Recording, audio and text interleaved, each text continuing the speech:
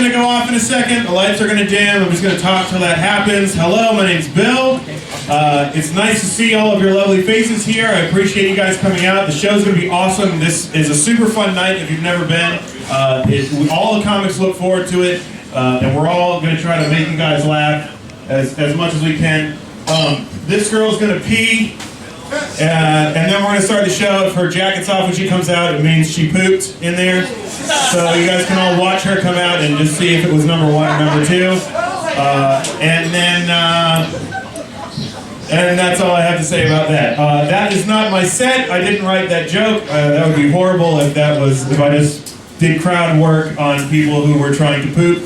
I don't think I'd ever get anywhere. Let me bring on your host for the evening, and I'll come back out later to tell jokes or whatever. Your host is a funny guy. He graciously offered to his services to commandeer this thing, the stage.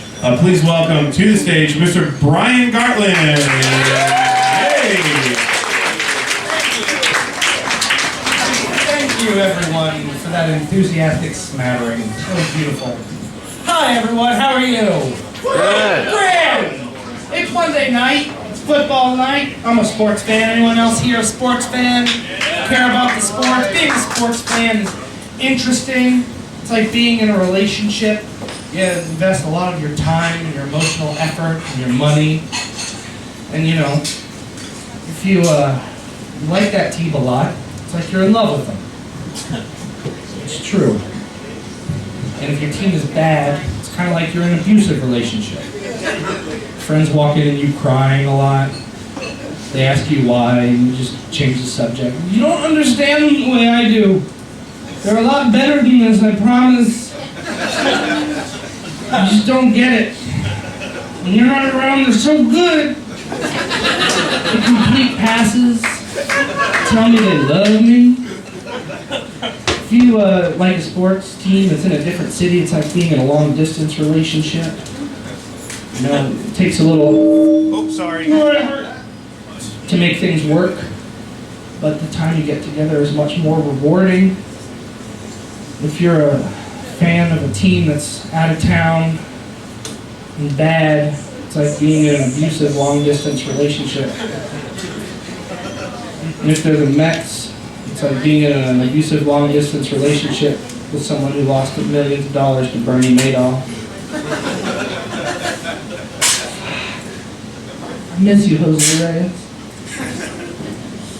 I like to smoke, too. I smoke the reefer, and I watch sports, because I like my alone time. I think you can tell a lot about a person by what they smoke out of, what they call their piece, their pipe, their bong, whatever it is. If it's something serious like Excalibur, then you know they take their shit serious.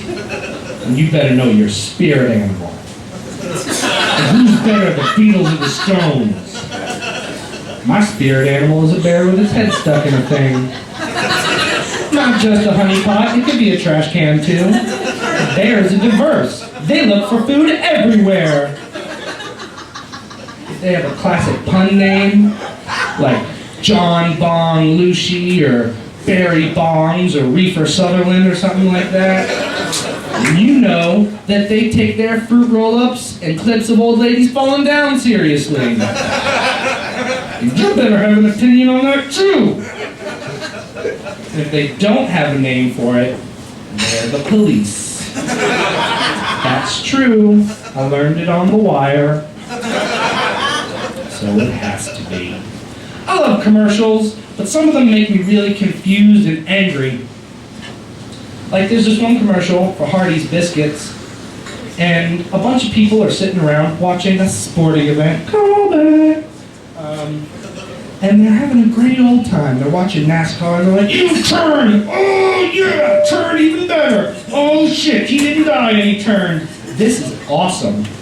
And all of a sudden, one of their friends comes out from the back with a big tray of biscuits. And he's like, hey guys, I made fresh baked biscuits.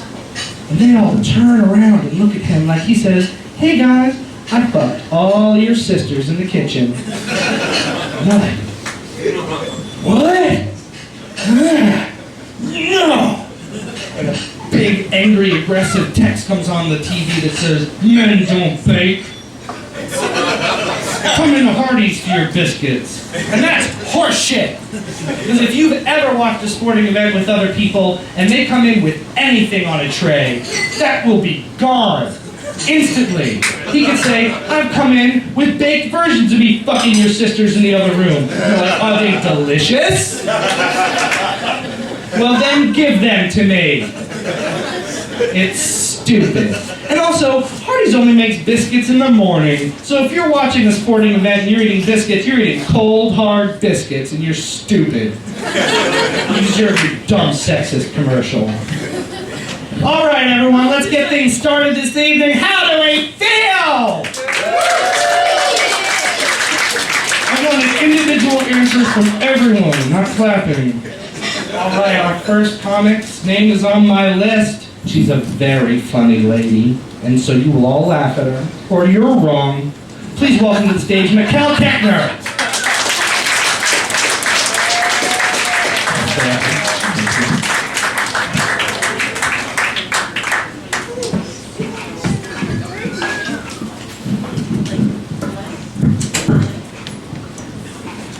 Good evening, everybody. Good evening, everybody. I'm not feeling the best tonight. I have to say I feel kind of jittery, feel kind of nervous, kind of faint. I feel like I just gave blood. I didn't, but I have been feeling pretty bitchy lately, so I think I'm about to. Yeah, that's disgusting. That's why I only do stuff like that here. And I can say stuff like that because I'm married. Yay! So I don't have to attract a man anymore. So I can say whatever the hell I want, whatever the hell I want. I am married. I love being married. A lot of people do jokes about being married. I think being married is great. Provided you find that person who's your perfect complement. The only thing about that is it's not always who you think it's going to be. Like, I thought my perfect complement might be Savion Glover or maybe one of Bob Marley's sons. But it turns out my perfect complement is a bald, blue-eyed, middle-aged, white Southern apologist. It's true, we get along perfectly. The only thing we ever fight about is a civil war. And that's it, we get along other than that. But those are some horrible fights. Like, most couples have makeup sex. Me and my husband have reconstruction sex. And you can believe that's the only time I ever want to hear any shit about the South rising again.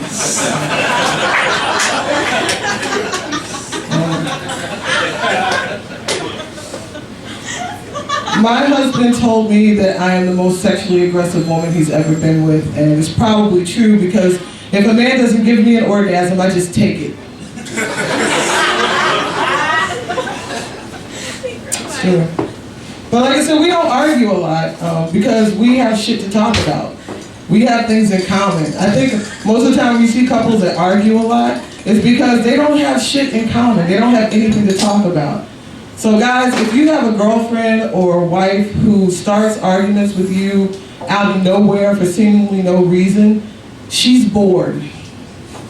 And that's why she's doing that. Because it's impossible to be bored and angry at the same time.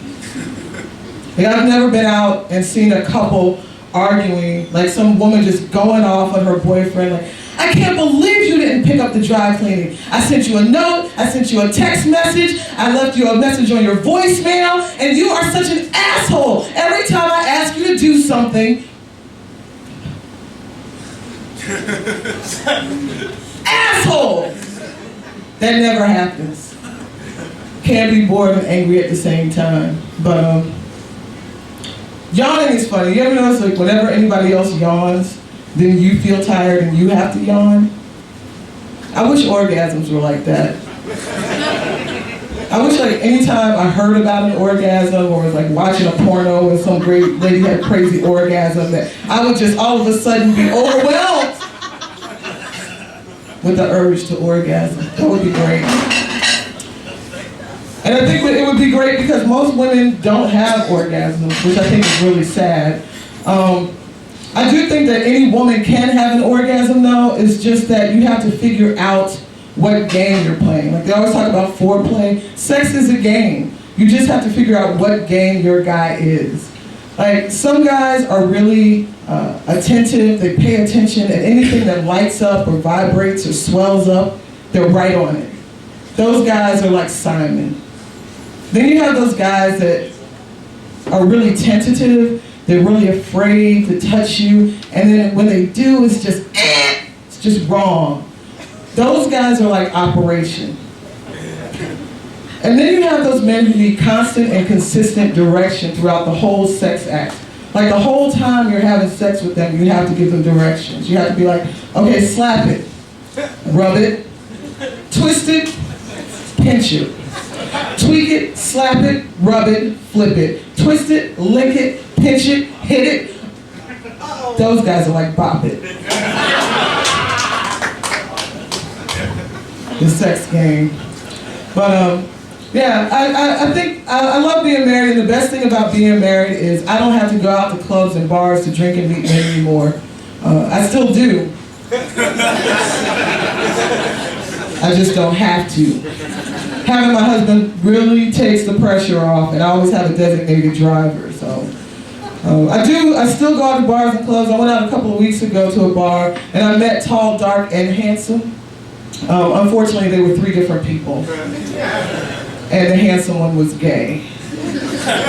But we're friends now. We became really good friends. He had invited me to go to Gay Day at King's Dominion with him, and he was so excited. He was calling me up every day. I can't wait for Gay Day at King's Dominion. Gay Day at King's Dominion is going to be so awesome. I'm going to do the Grizzly. I'm going to do the Dominator. I'm going to do the Anaconda. And I said, that's great, sweetie, but don't you want to get on any rides?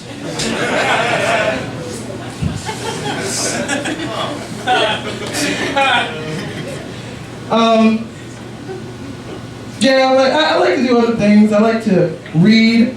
I like to read books about philosophy. I like to read different kinds of books. I was at Barnes & Noble the other day, and I saw this table and it said, had a sign on it that said African American Interest, and I thought I should check this out. I'll probably learn something. And I did. Apparently I'm not an African American because I didn't give a shit about anything on that table. I have no desire to read a book called Between My Thighs, an erotic urban tale. Thanks, I think this is my time, guys. Thanks.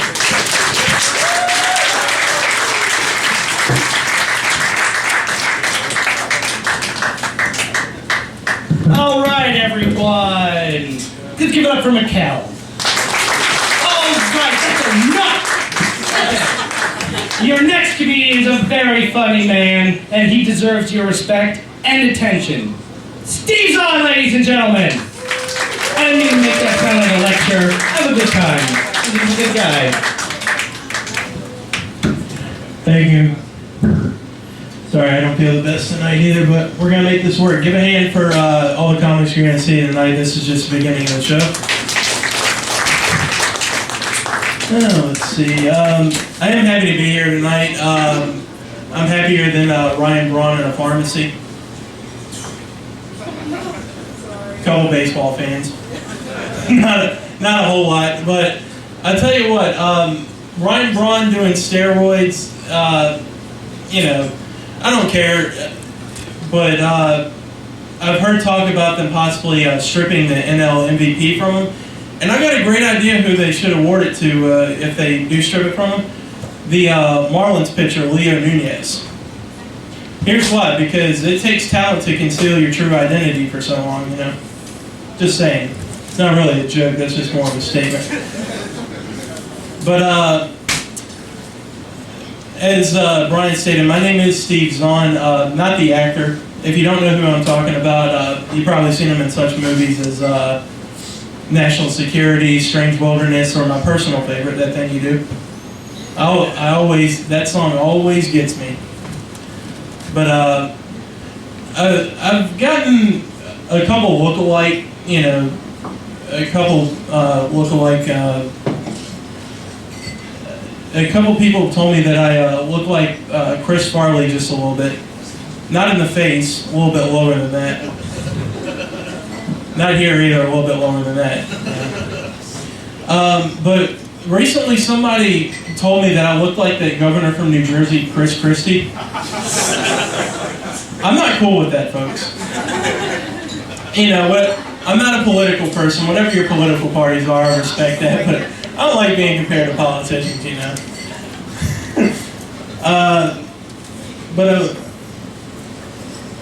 I recently got a reminder of how out of touch with technology that I am.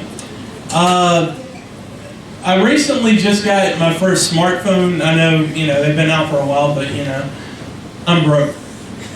That's all there is to it. And then up until about 6 months ago, I still had a computer that ran on Windows XP because, again, I'm broke. But I'm just saying this because I think it's pretty bad when your own grandmother is more up to date with technology than you are. You know, my own grandma would call me up on her damn iPhone and be like, "When are you gonna get a smartphone?" I appreciate the birthday call, Grandma. I posted on your Facebook wall, asshole. I know, I'm still waiting for that to load. I'm not running on a MacBook like you are. E-machines, bitches. By the way, Grandma, when did they get high speed in the nursing home? I love my grandma, I tell you. But as everybody knows, the economy's been rough lately. The Dow has plummeted more than my self-esteem here in the past couple of years. Is that coming from some ladies? I'm single, ladies. The only thing that hasn't plummeted in the past couple of years is my weight. But I think it's bad if you Google the term stock market and then your computer crashes. Anybody ever had that happen? It could have just been my computer. Again, I was running on Windows XP. It wasn't the fastest computer. But again, I think it's pretty bad when Dow plummets about 500 points and your only question is what time is dinner. Again, that could just be me because I'm fat, you know. Just picture that, me sitting on my couch watching CNN trying to drown out my sorrows with Chef Boyardee ravioli. And I say Chef Boyardee ravioli because it's 10 for $10 at Kroger. You gotta economize. You know, I got tired of ramen noodles. So did my digestive tract. Anyway, that's my time. I'm Steve Zahn. Thank you very much.